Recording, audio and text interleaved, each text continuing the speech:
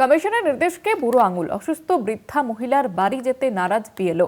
শুনানি কেন্দ্রে বৃদ্ধাকে যেতে চাপ, বিএলওর বিরুদ্ধে অভিযোগ বৃদ্ধা মহিলার ছেলের। যেমনটা আপনাদের জানাচ্ছিলাম যে নির্বাচন কমিশন কিন্তু করার নির্দেশ দিয়েছে বিএলও এবং বিএলও সুপারভাইজারদের, এবং তারপরেও এমনটাই বিস্ফোরক অভিযোগ উঠে আসছে। আমরা খুবই দুঃখিত যে আমাদের নেত্রী মমতা বন্দ্যোপাধ্যায় এবং আমাদের নেতা অভিষেক বন্দ্যোপাধ্যায় গতকালও নির্বাচন কমিশনারকে গিয়ে এই কথা বারংবার বলার চেষ্টা করছে, বোঝানোর চেষ্টা করছে। আজকে এই ভদ্রমহিলা ৮০ বছরের ওপরে বয়স ওনার, উনি কোমরে রড রয়েছে, 2021 সালে অপারেশনের পরে 4 তলায় থাকে, কি করে নিয়ে যাবে? ওনার ছেলে অসহায় আমাদের কাছে এসছে এবং কোনো দিশা খুঁজে পাচ্ছে না, এবং আমরাও সঠিক দিশা দিতে পারছি না। এই কারণেই আমি নিজে আর ওর সঙ্গে কথা বলেছিলাম। তিনি বলছে যে আসতে হবে, এই মুহূর্তে আমরা কোনো ব্যবস্থা করতে পারছি না। আমি বললাম তাহলে কি করে সম্ভব, একজনকে কি করে নামাবে কি করে? তখন বলছে আমরা তাহলে যদি না আসতে পারে দ্বিতীয়বার আমরা হিয়ারিংয়ের নোটিশ দেবো। এবার দ্বিতীয়বারে হিয়ারিংয়ের নোটিশ দেবে কি না সেটাও ঠিক নেই। অ্যাকচুয়ালি এটা হচ্ছে যে জেনুইন যারা ভোটার তাদের নাম কি করে বাদ দিতে হবে তার সব রকম চক্রান্ত নির্বাচন কমিশন করছে, এবং নির্বাচন কমিশনের সঙ্গে এক কিছু এআরও সহযোগিতা করছে, মানুষের পাশে না দাঁড়িয়ে, মানুষের সাথে না থেকে। এবং সব থেকে আশ্চর্যর ব্যাপার যে বিএলওর কাজ হচ্ছে বাড়িতে এসে নোটিশ দেওয়া, বিএলও ফোন করে ডেকে নোটিশ দিচ্ছে, তার বাড়িতে আসার মতনও সময়। আমাদের সঙ্গে টেলিফোন লাইনে রয়েছেন আমাদের প্রতিনিধি জয়ন্ত মজুমদার। জয়ন্ত, ঠিক কি অভিযোগ?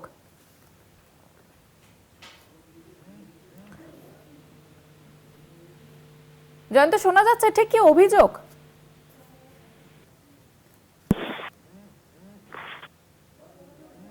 আমাদের সঙ্গে যোগাযোগ বিচ্ছিন্ন হয়ে গিয়েছে আমাদের প্রতিনিধি জয়ন্ত মজুমদারের সঙ্গে। আমরা আবারও কথা বলবো, তবে যেমনটা আপনাদের জানাচ্ছিলাম যে নির্বাচন কমিশনের যে নির্দেশ, তাকে বুড়ো আঙুল এবং অসুস্থ বৃদ্ধা মহিলার বাড়ি যাবেন না বিএলও, এমনটাই অভিযোগ উঠছে।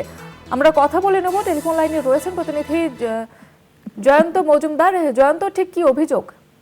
দেখো, যেমনটা অভিযোগ সামনে আসছে যে 33 নম্বর ওয়ার্ড পানিহাটি পৌরসভার বিএলও ছিলেন অমিত সাহা।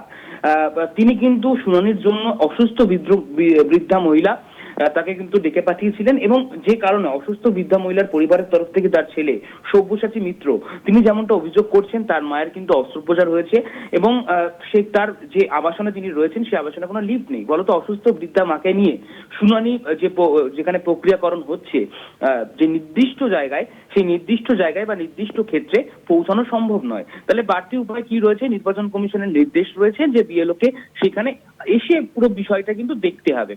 তো সেই জায়গা থেকে দাঁড়িয়ে কিন্তু বারংবার সব্যসাচী মিত্র বিএলওর কাছে কাকুতি মিনতি করে আবেদন জানান যে বিএলও যেন তার কথার আলোকপাত করেন, এবং গোটা ঘটনার বিষয়টি যা যা প্রসিডিওর হচ্ছে সেটা যেন তার বাড়িতে বসেই সম্পূর্ণ করা হয়। কিন্তু এই গোটা ঘটনার পরিপ্রেক্ষিতে বিএলও অমিত সাহা তিনি কিন্তু পরিষ্কারভাবে বলে দেন যে তার কোনো কথাই শোনা হবে না, তার অসুস্থ বৃদ্ধা মাকে নিয়ে আসতে হবে শুনানি কেন্দ্রে যেখানে শুনানি চলছে। তো সেই জায়গা থেকে কিন্তু সব্যসাচী মিত্র যথেষ্ট দুশ্চিন্তায় এবং আতঙ্কগ্রস্ত হয়ে রয়েছেন যে তিনি তার মাকে নিয়ে যাবেন কি করে, তার অসুস্থ বৃদ্ধা মা তিনি যাবেন কি করে। গোটা ঘটনায় তিনি জানান স্থানীয় কাউন্সিলর 33 নম্বর ওয়ার্ডের প্রদীপ বড়ুয়া, তিনি পাশে থাকার আশ্বাস দেন। এবং এই যে গোটা ঘটনা, যে বিএলওর বিরুদ্ধে অভিযোগ, সেই বিএলওর সাথে যোগাযোগ করার চেষ্টা করেছিলাম। বিএলও যেমনটা বলছেন যে মিডিয়ার সামনে তিনি কোনো কথা বলতে চান না, তিনি গোটা ঘটনার বিষয়টি শুনেছেন, তার যা যা প্রসিডিওর সেটা তিনি করবেন, এমনটাই কিন্তু বিএলও অমিত শাহ তিনি দাবি করেছেন। ধন্যবাদ জানাবো জয়ন্ত।